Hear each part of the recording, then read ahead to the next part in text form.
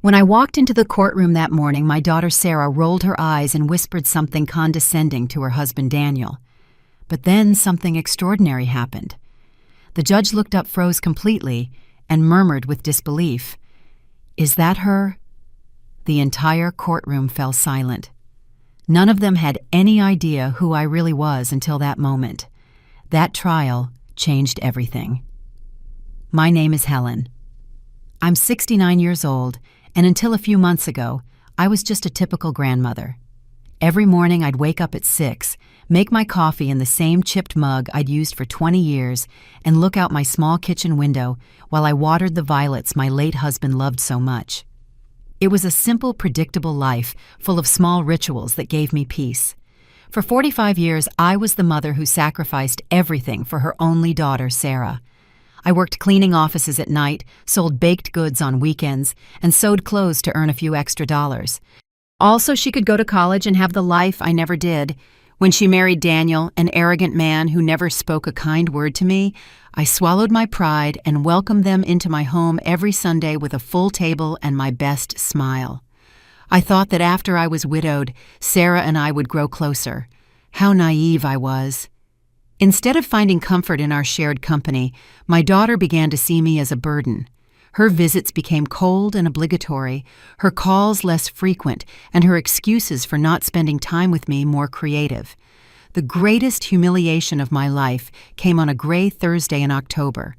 I had made the pot roast Sarah loved so much, the one that took me hours to prepare, but always made her smile when she was a child. I set out my best tablecloth, the embroidered one I'd made when she was a teenager, and even bought fresh flowers for the centerpiece. When they arrived, Daniel walked into my house as if he owned it. He plopped down on my late husband's armchair and turned on the TV without even saying hello.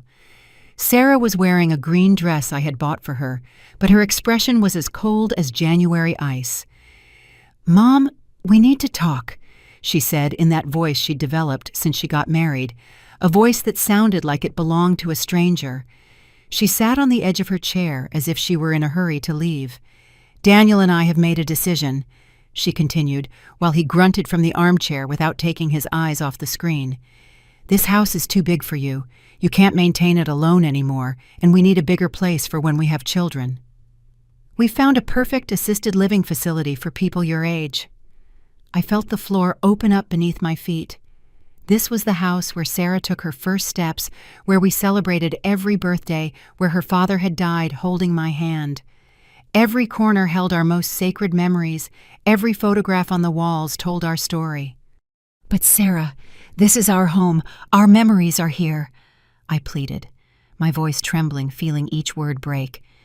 "Memories are in the heart, Mom, not in the walls," she replied with a coldness that chilled my blood. "Besides, the facility has activities for people like you. You'll be better off there. You'll have company your own age." Daniel smirked with satisfaction as he started sizing up the rooms with his eyes as if he were already the owner. "It's for the best, Mrs. Helen," he added with that fake smile I hated so much. "We'll take care of all the paperwork. You don't have to worry about a thing." My heart shattered into 1,000 pieces. My own daughter, the girl for whom I had sacrificed my youth, my health, and my dreams, was kicking me out of my own house to hand my home over to that despicable man. Tears threatened to fall, but I swallowed them. I wouldn't give them the satisfaction of seeing me cry. "I need time to think about it," I murmured with what little dignity I had left.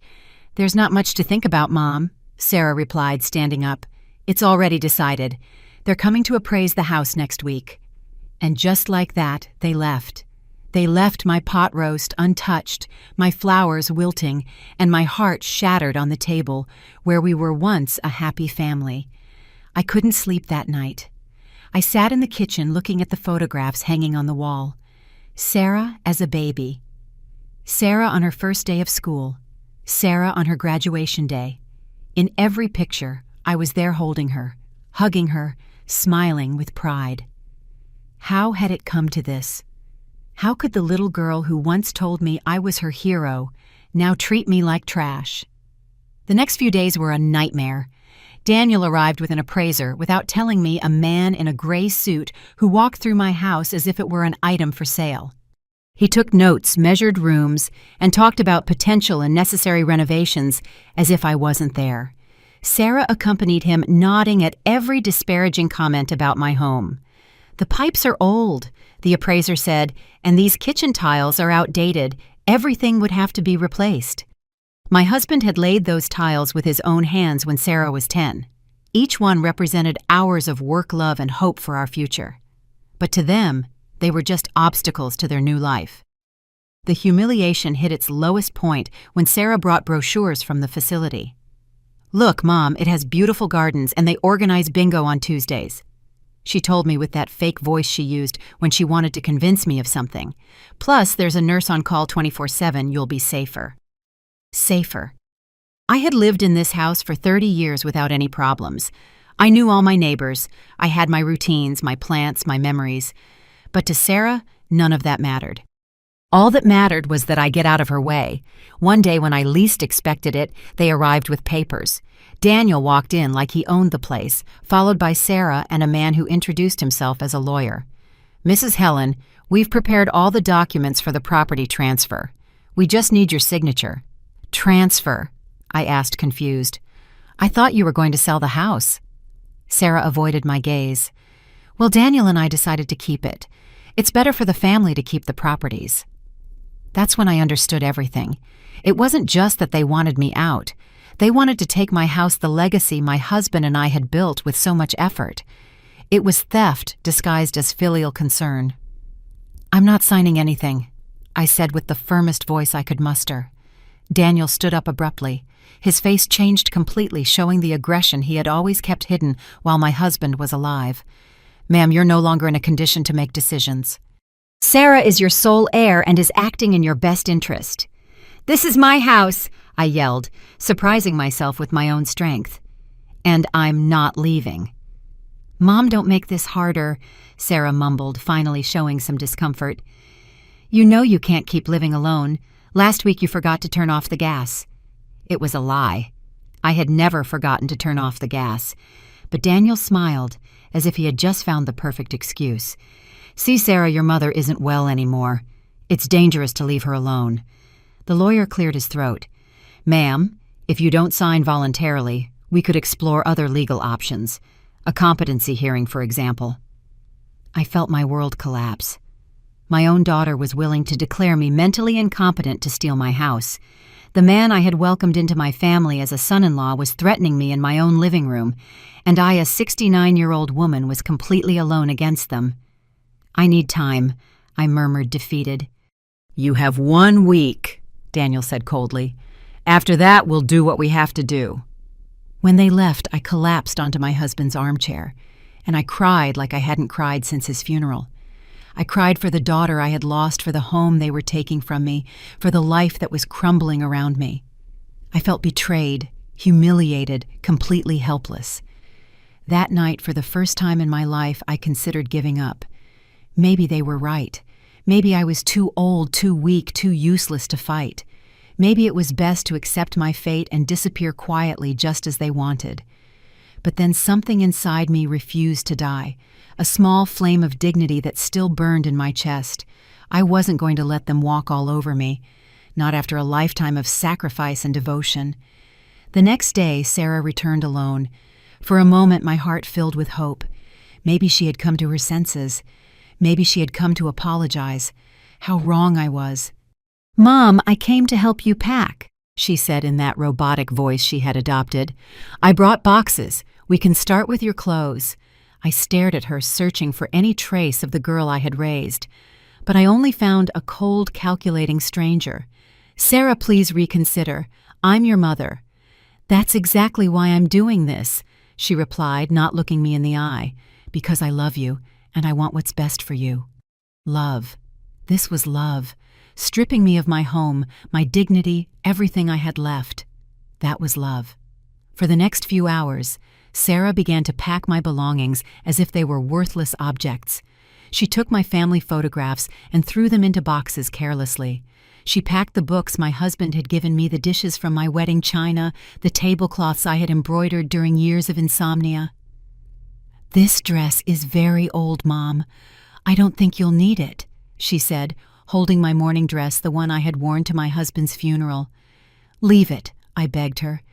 "Please leave it." But she had already put it in a donation bag. My pain didn't matter. My feelings didn't matter. I didn't matter. The last straw was when she found my jewelry box. Inside was my wedding ring, the earrings my husband gave me on our 20th anniversary, and a small gold chain that had belonged to my mother. "This jewelry will be safer in a safe deposit box," Sarah said, putting it in her personal bag. "At the facility, it could get lost or stolen." "Those are mine," I shouted, trying to snatch the bag from her. "Mom, you're very agitated. This just confirms you can't take care of yourself," she replied with a sickening calm that made my blood run cold. In that moment, I knew I had lost my daughter forever. The Sarah I knew was dead, and in her place was this heartless woman manipulated by Daniel and blinded by greed. That night, after Sarah left with my jewelry and my most precious memories, I was left alone in my half-empty house. The bare walls reminded me of how little I had left, how easy it had been for them to dismantle a lifetime. I couldn't eat. I couldn't sleep. I sat on the floor of my living room surrounded by open boxes and scattered memories, and wondered how I had gotten here, at what point I had become invisible when I had stopped mattering. The following days were hell. Daniel would arrive early every morning to supervise the process, as if I were incapable of packing my own things. He brought strangers who measured, photographed, and evaluated every corner of my house. They talked about me as if I weren't present, as if I were an old piece of furniture that needed to be removed. "The lady will have to speed up the process," Daniel told Sarah. "The movers are coming on Monday." It was Friday.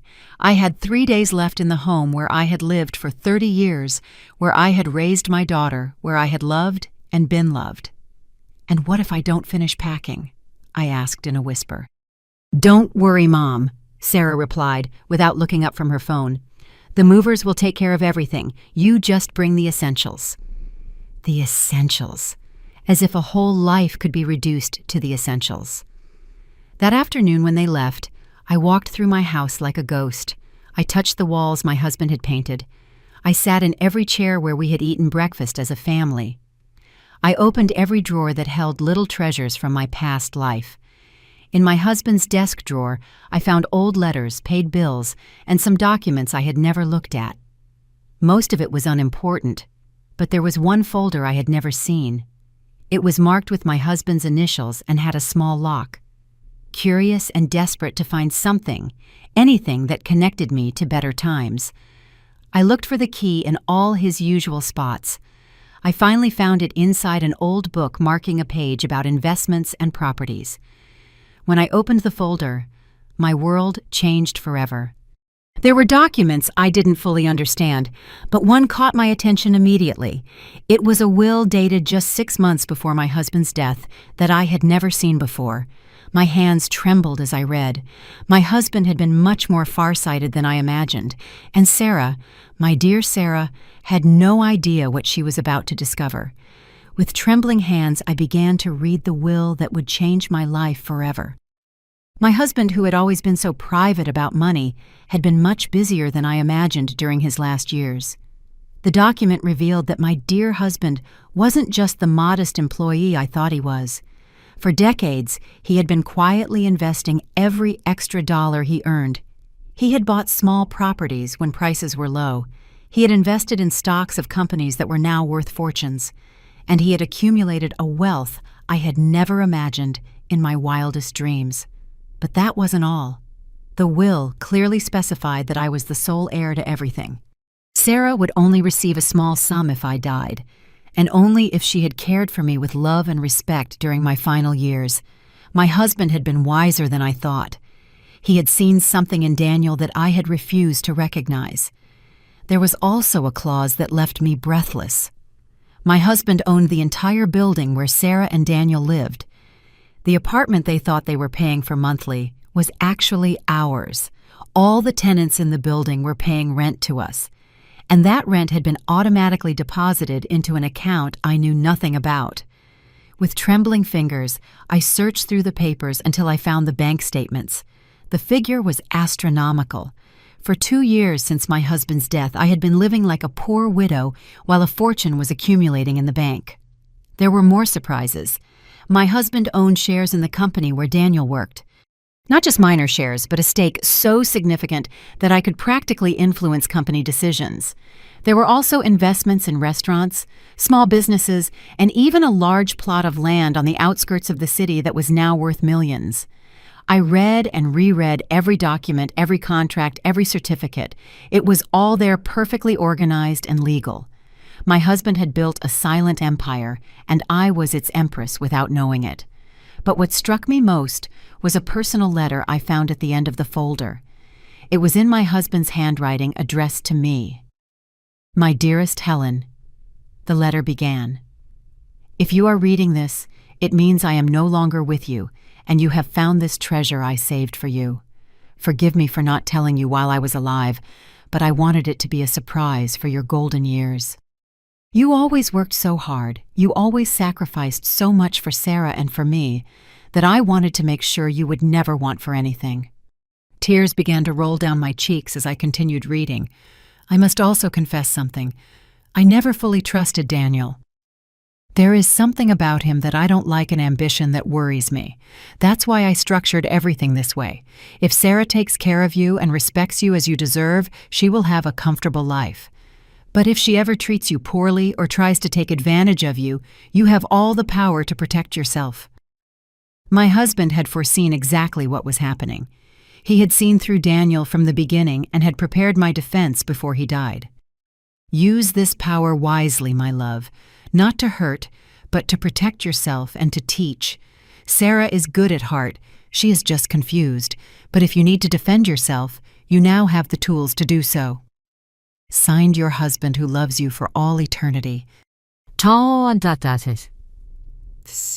I sat there on my living room floor, surrounded by documents worth millions, crying for the wise man I had lost and for the daughter I was about to lose. But for the first time in months, they were not tears of defeat. They were tears of gratitude, of hope, and yes, of a quiet satisfaction. Sarah and Daniel thought they were stripping me of everything. They had no idea that I owned the building where they lived, the shares in the company where he worked properties all over the city. They thought they were kicking me out of my house to take it for themselves, not knowing that this house was the least valuable of everything I owned. I didn't sleep that night. But for the first time in weeks, it wasn't because of sadness. It was because my mind was working, planning, calculating. My husband had given me more than money. He had given me power, and now I had to decide how to use it.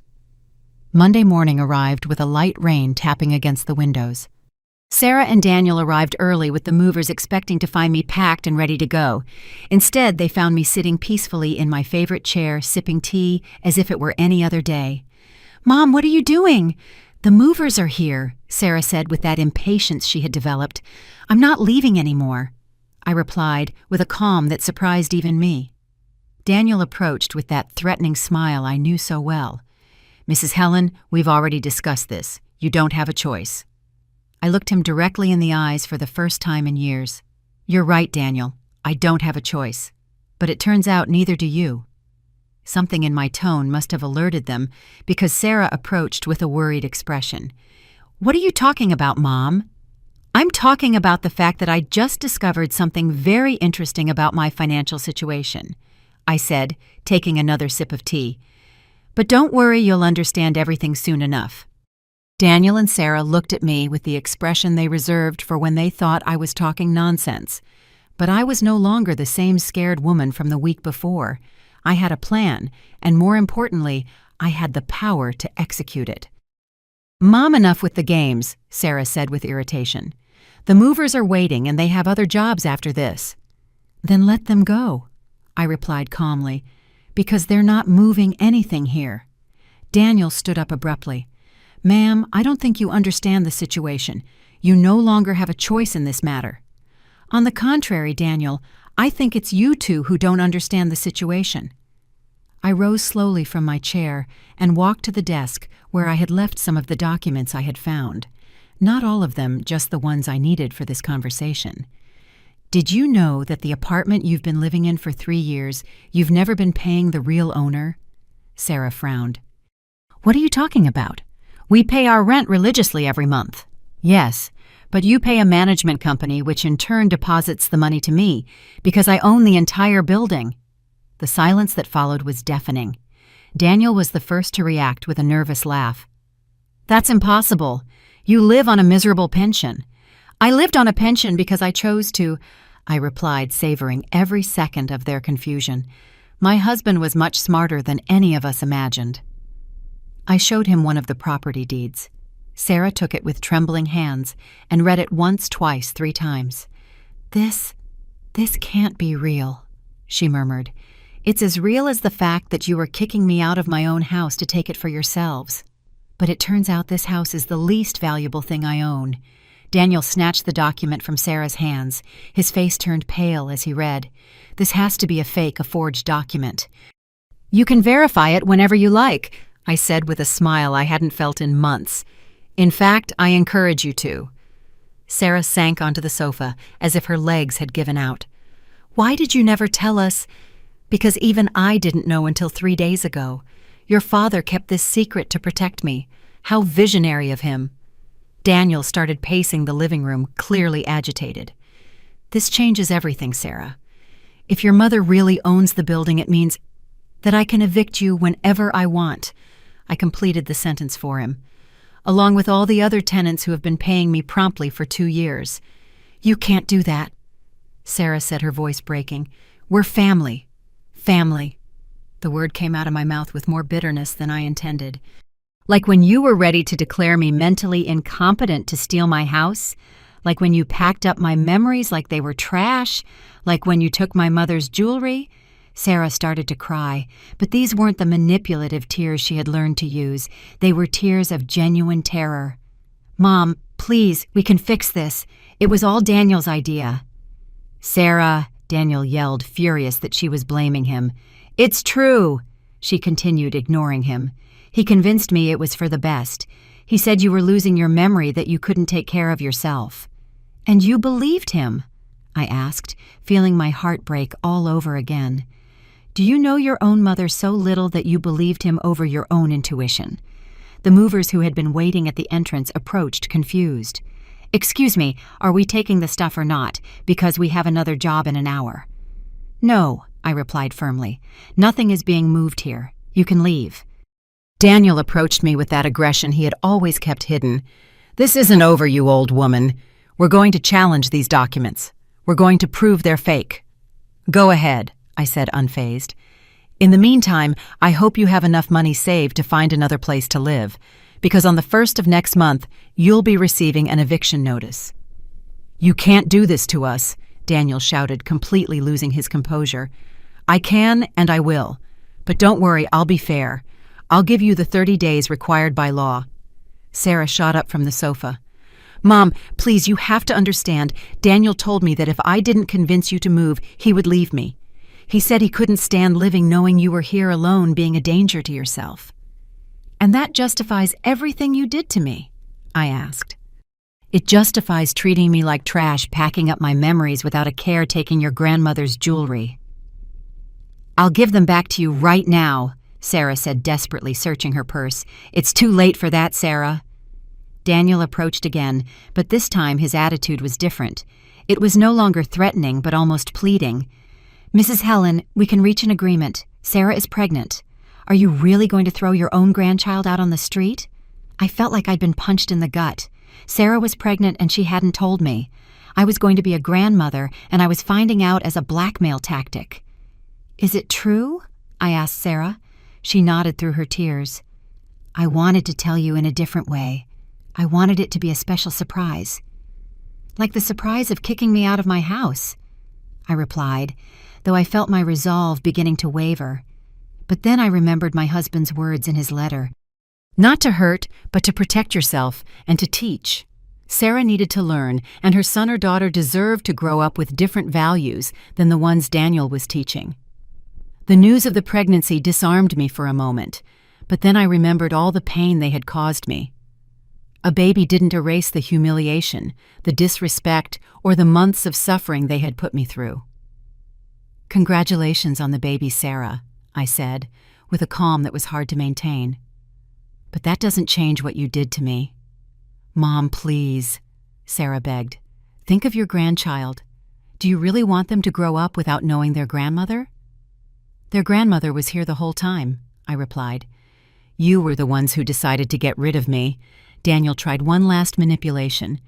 Mrs. Helen, if you really have as much money as you say, why don't you help us instead of punishing us? We could be a united family. I looked at him with the contempt he deserved. A united family, like when you threatened to have me declared mentally incompetent, like when you turned my own daughter against me. I never— Shut up, Daniel. I interrupted him with an authority I didn't know I possessed. I've heard enough of your lies. The movers had left, leaving us alone in the tension that filled the house. Sarah was crying silently. Daniel was pacing like a caged animal, and I felt strangely calm for the first time in months. Here's what's going to happen, I announced. You have 30 days to find another place to live. During that time, I don't want to see you here unless it's a real emergency. And after that, Sarah asked, her voice broken, after that, we'll see if you've learned anything about respect and family. Daniel exploded. This is emotional blackmail. You're using your money to manipulate us. Manipulation. The word made me laugh bitterly. Like when you used my supposed mental incompetence to manipulate me. Like when you used my motherly love to blackmail me. It's different, Daniel muttered, but he no longer sounded convincing even to himself. You're right, I admitted. It is different, because I actually have the power I'm using. Sarah rose from the sofa with slow movements. Is there anything we can do to make you change your mind? Yes, I replied without hesitation. But I don't think Daniel is willing to do it. What is it? She asked, clinging to that hope. I want an apology, a real sincere apology for every humiliation you put me through. I want you to admit that you treated me like trash, and I want Daniel to acknowledge that this was all his idea. Daniel turned red with rage. I will never humiliate myself before you. Then get ready to move, I said simply. Sarah looked at him pleadingly. Daniel, please, she's my mother. She's your mother-in-law. We can swallow our pride for our child. No, he shouted. I will not kneel before this manipulative old woman. The insult hung in the air like a slap. Sarah gasped, finally seeing her husband without the lens of blind love. Manipulative old woman, I repeated softly. Interesting. That's what you really think of me. Daniel, no, Sarah murmured, but he had already lost control. Yes, that's what I think. A bitter old woman who can't stand to see her daughter happy. That's why she invented this whole story about the money. Invented? I walked to the desk and pulled out more documents. Did I also invent these bank statements? Invent these property deeds?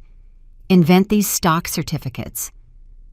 I placed each document on the dining room table one by one until the surface was covered with irrefutable proof of my fortune.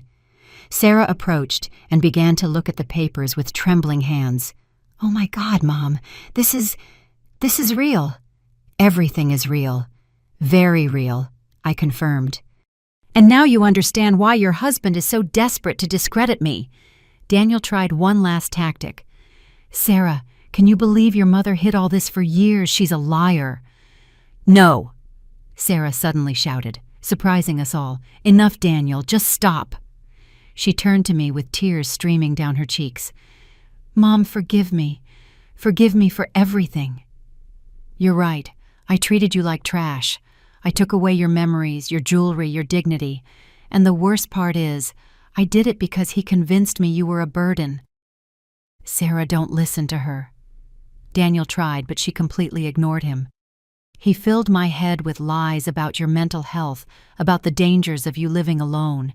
He made me feel guilty for leaving you here when all you wanted was to be in your own home. Sarah, shut up, Daniel ordered, but it was too late. Don't you ever tell me to shut up again, she yelled back. I'm sick of your manipulations, sick of you using me to hurt my mother. The silence that followed was absolute. For the first time in years, Sarah had stood up for what she believed was right instead of blindly following her husband's orders. Daniel looked at her with a coldness that chilled my blood. If you choose your mother over me, Sarah, this relationship is over." Sarah stood motionless for a moment, processing the ultimatum.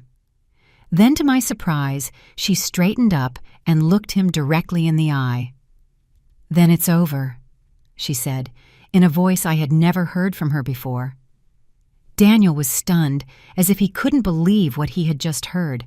For years he had controlled every one of Sarah's decisions, every thought, every move.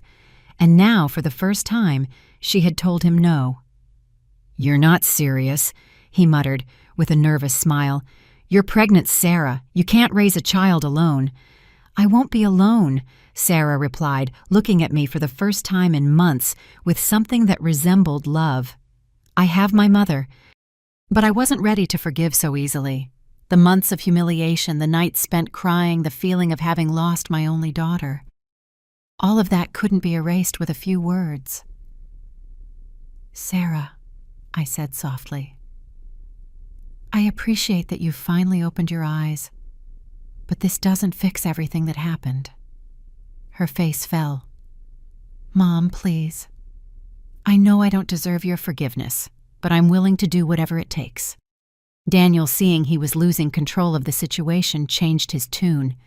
Suddenly he was on his knees in front of me with an expression of regret I knew was fake. "Mrs. Helen, you're right. It was all my fault.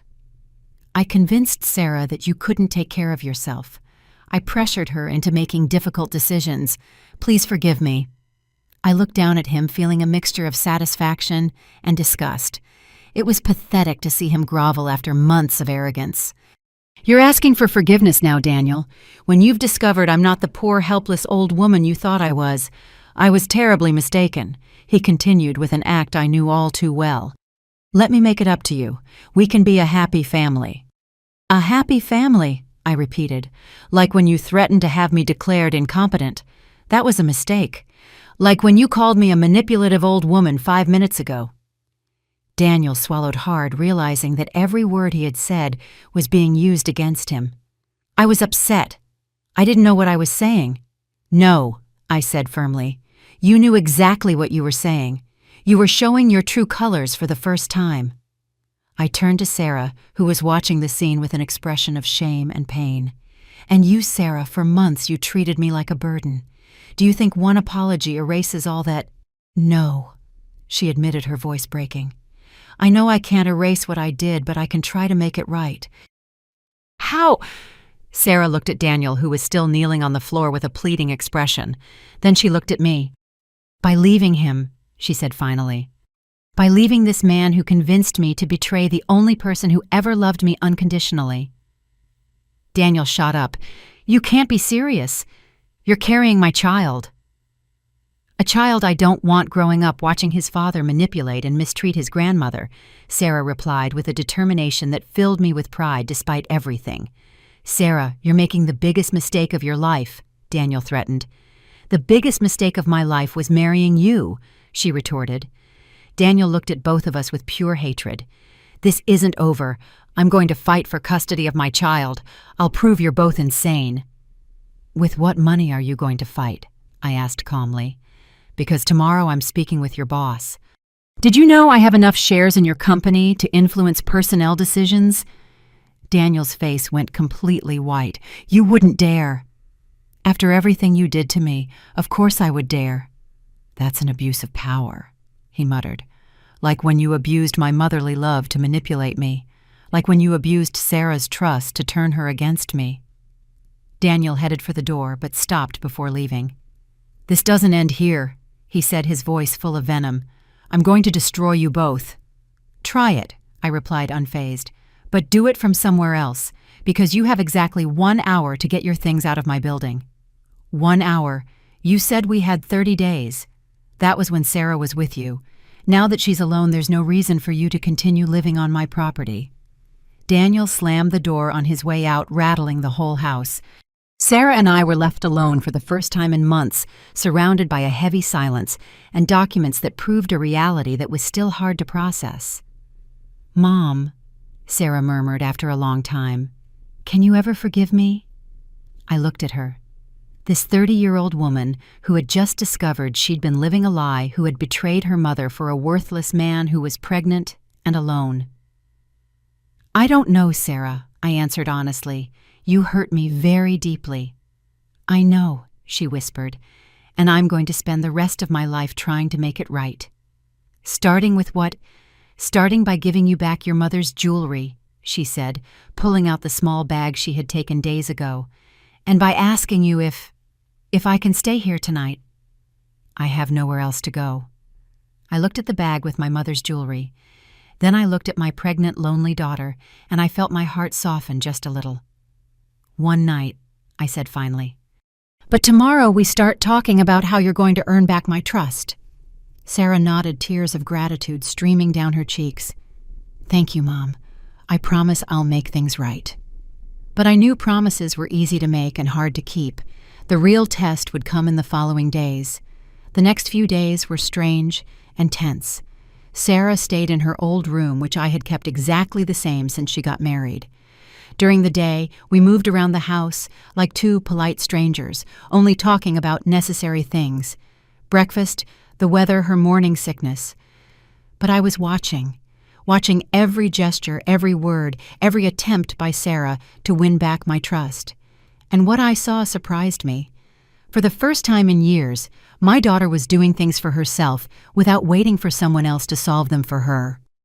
She washed her dishes immediately after eating, kept her room spotless, and even started helping with housework without me asking.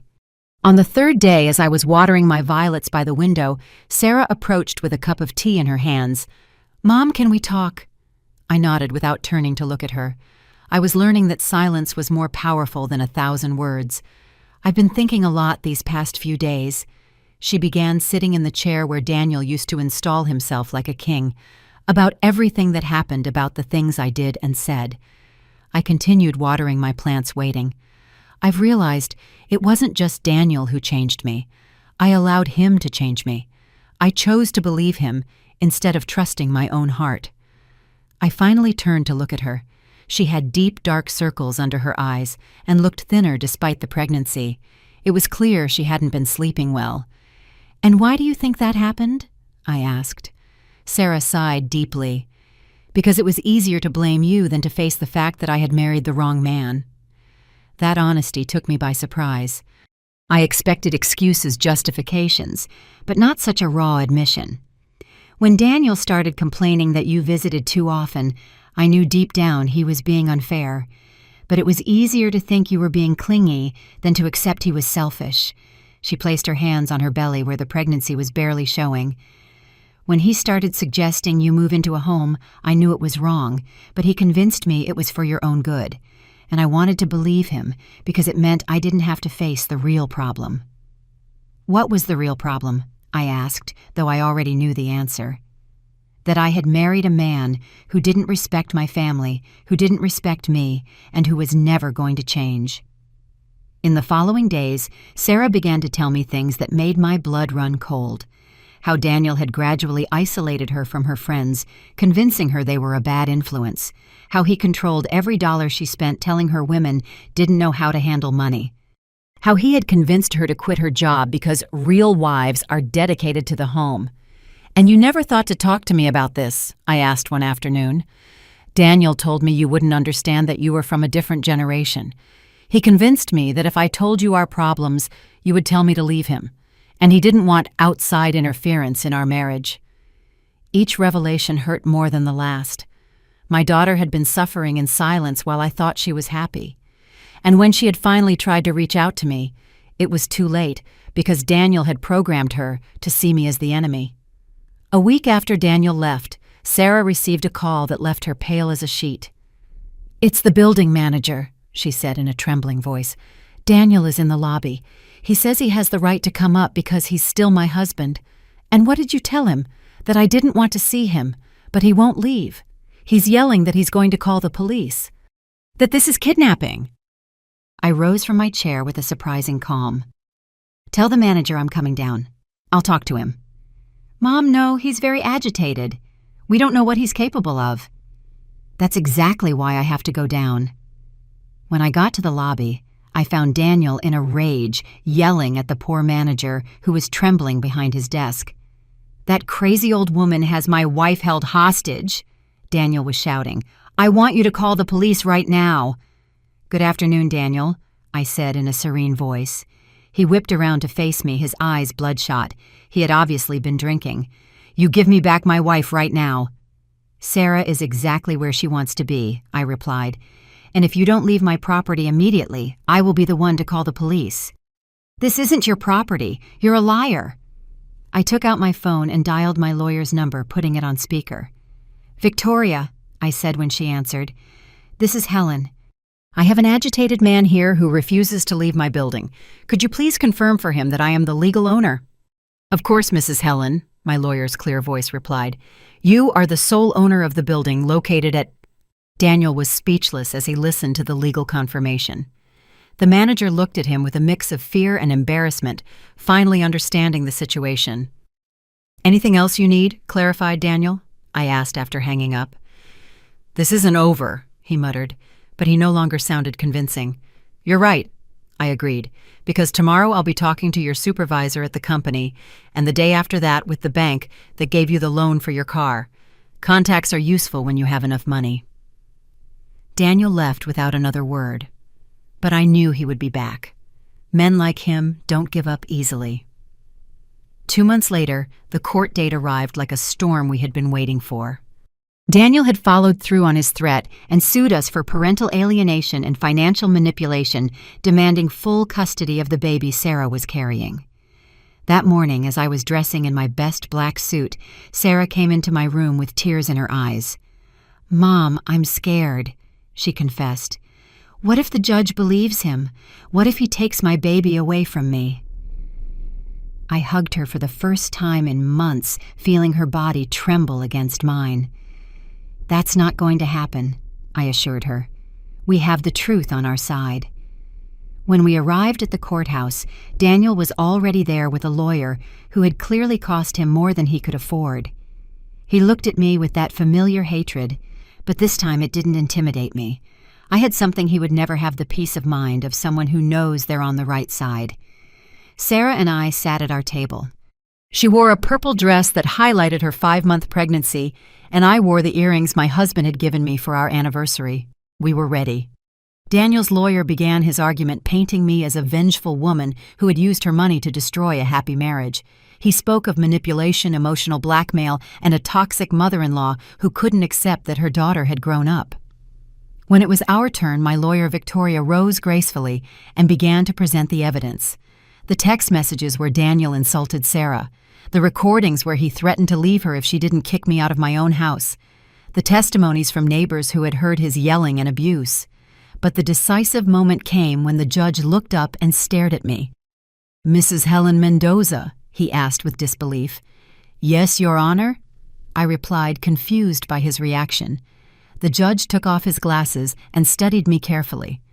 "Did you work at the family court about 30 years ago?" My heart stopped. "Yes, Your Honor. I was Judge Gonzalez's secretary." "You helped me when I was an intern. You taught me how to organize case files. You brought me coffee when I worked late. You were always kind to me when everyone else treated me like I was invisible." The entire courtroom fell silent. Sarah looked at me with astonishment. Daniel turned pale, and I felt as if the world had stood still. "Your Honor, I'm Ricardo Morales," the judge continued. "Do you remember me?" And then I saw him. Beneath the gray hair, the wrinkles, and the authority was the shy young man who had worked in my office decades ago. The boy I had defended when other lawyers made fun of him. The one I had encouraged when he doubted his abilities. "Ricardo," I murmured, feeling my eyes well up with tears. "Of course I remember you." The judge smiled, and for a moment he was that insecure young man seeking approval again. "I never forgot your kindness, Mrs. Helen. You told me I would be a great judge one day when I didn't even believe it myself." Daniel and his lawyer exchanged panicked glances. They knew they had lost before they even started. "Your Honor," Daniel's lawyer intervened, "I believe this constitutes a conflict of interest." "There is no conflict," Judge Morales replied firmly. "There is only justice, and after reviewing all the evidence presented, it is clear that Mr. Daniel Herrera has been the only manipulator in this story. The verdict was decisive. Daniel lost all rights to the baby and was issued a restraining order forbidding him from approaching Sarah or me. Furthermore, he had to pay all court costs and compensation for emotional damages. When we left the courthouse, Sarah hugged me like she hadn't since she was a child. "Mom, how is it possible that the judge knew you?" "Life comes full circle, honey," I replied. "And kindness always comes back when you least expect it." And 6 months later, when my granddaughter Hope was born, I understood that it had all been worth it. Sarah had found herself again becoming the loving mother I always knew she could be. One afternoon, as we were rocking the baby in the garden of our home, Sarah asked me a question I had been waiting for. "Mom, have you truly forgiven me?" I looked at her. This woman who had grown so much in such a short time, who had learned to value what was truly important. "I forgive you, Sarah," I said finally. "But more importantly, you've learned to forgive yourself." That night, as I made tea in my old chipped mug, I thought of my husband and his letter. I had used the power he left me exactly as he had hoped, not to hurt, but to protect and to teach. Sarah had learned that true love isn't based on control, but on respect, and I had learned that it's never too late to stand up for your dignity. Looking out the window at the garden where my granddaughter played, I smiled. Some battles are worth fighting, and some victories taste sweeter when they are long in coming. In the end, I didn't need to shout to be heard.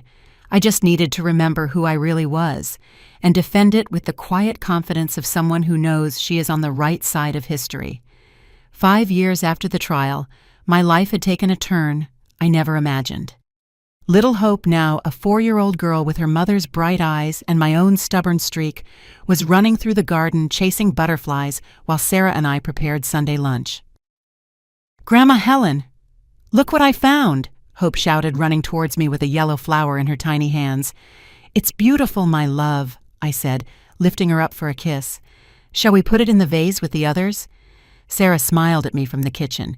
In these years, she had blossomed in an extraordinary way. She had gone back to school and now worked as an accountant for a small but prosperous company.